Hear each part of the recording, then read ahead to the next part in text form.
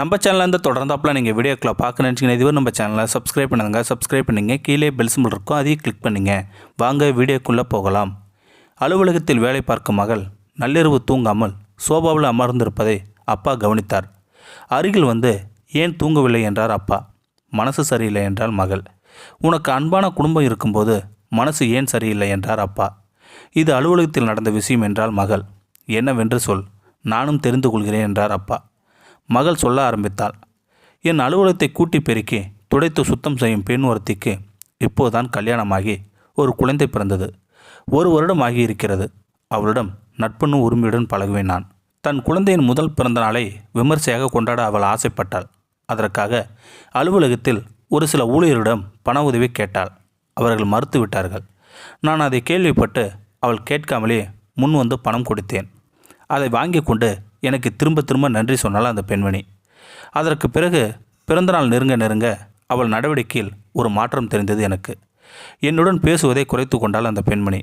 பிறந்தநாளுக்கு கூட என்னை பெயருக்கு அழைத்தாலே தவிர மனசார அழைக்கவில்லை அந்த பெண்மணி. ஆனால் அவளுக்கு பணம் கொடுக்க மருத்துவர்களை எல்லாம் திரும்ப அன்போடு அழைத்தாள் அந்த பெண்மணி. என்னை வேண்டுமென்றே ஒதுக்கியதை என்னால் உணர்ந்து கொள்ள முடிந்தது. நான் அவளிடம் பிறந்தநாள் அன்று எனக்கு வேறு வேலை இருக்கிறது, வர முடியாது என்று சொல்லி பார்த்தேன்.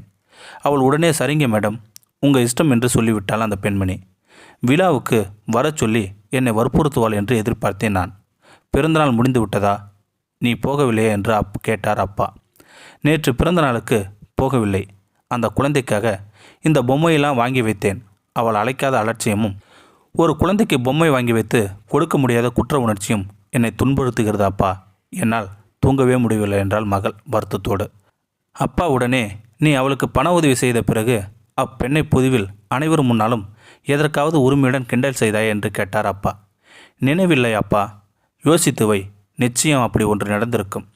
அப்பா உனக்கு ஆரஞ்சு ஜூஸ் போட்டு வைத்து எடுத்து வருகிறேன் என்று சொன்னார் அப்பா. அப்பா வந்ததும் மகள் ஆர்வத்துடன் சொல்ல ஆரம்பித்தாள்.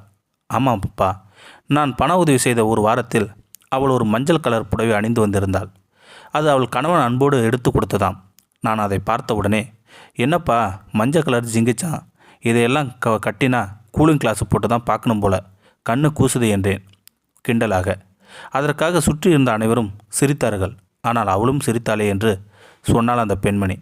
நீ அவள் குழந்தையின் பிறந்த நாளுக்கு உதவி செய்துவிட்டு அவளை அவமானப்படுத்தினால் பதிலுக்கு உன்னிடம் எப்படி அவள் கோபத்தை இயலாமையும் காட்ட முடியும்? வேறு வழி இல்லாமல் சிரித்துத்தானே ஆக வேண்டும். நான் சொல்வது மாதிரி செய் என்றார் அப்பா. ஒரு யோசனையும் சொன்னார். அதன்படி மறுநாள் காலை 1 மணி நேரம் முன்பாகவே மகள் கிளம்பி அந்த பெண் வீட்டிற்கு சென்றாள். தொட்டிலில் கிடந்த மகனை தூக்கி கொஞ்சி, பிறந்த நாளுக்கு வர முடியலடா கண்ணா, இந்த ஆண்டி உனக்கு பொம்மை வாங்கியிருக்கேன் பாரு என்று பொம்மை அருகில் வைத்தாள் அந்த பெண்மணி. அதன் பின் அந்த பெண்ணை பார்த்து, நேற்று எங்கள் குடும்ப வாட்ஸ்அப் குரூப்பில் என் சொந்தக்காரன் பையன் ஒருத்தன் என் 10ஆம் வகுப்பு மார்க்கு குறைவானது என்று பொதுவில் சொல்லி கிண்டல் செய்தான். அவன் அதை ஜாலியாக செய்தாலும் பொதுவில் அப்படி கிண்டல் செய்தது என்னால் தாங்கிக் கொள்ள முடியவில்லை. அப்போதுதான் நான் உன்னை மஞ்சள் கலர் சிங்கிச்சான் என்று கிண்டல் செய்தபோது உன் மனம் என்ன பாடுபட்டிருக்கும் என்று என் மனம் வருந்தியது என்பதை உணர முடிந்தது. என்னை மன்னித்துக்கொள் என்றால் அந்த பெண்மணி. வேலை செய்யும் பெண் கண்ணீர் மல்க இவள் கைகளை பிடித்து கொண்டாள். அங்கிருந்து ஸ்கூட்டி எடுத்து அலுவலகத்தை நோக்கி வரும்போது, ஒரு மனிதனுக்கு 1 கோடி ரூபாய் கொடுத்தாலும் கூட அவன் தன்மானத்தில் கை வைத்து விட்டால் அவன் உன்னை எதிர்க்கவே செய்வான் என்று அப்பா சொன்ன வாசகம் நினைவுக்கு வந்தது. புரிதலுடன் சிரித்து கொண்டாள் அந்த பெண்மணி.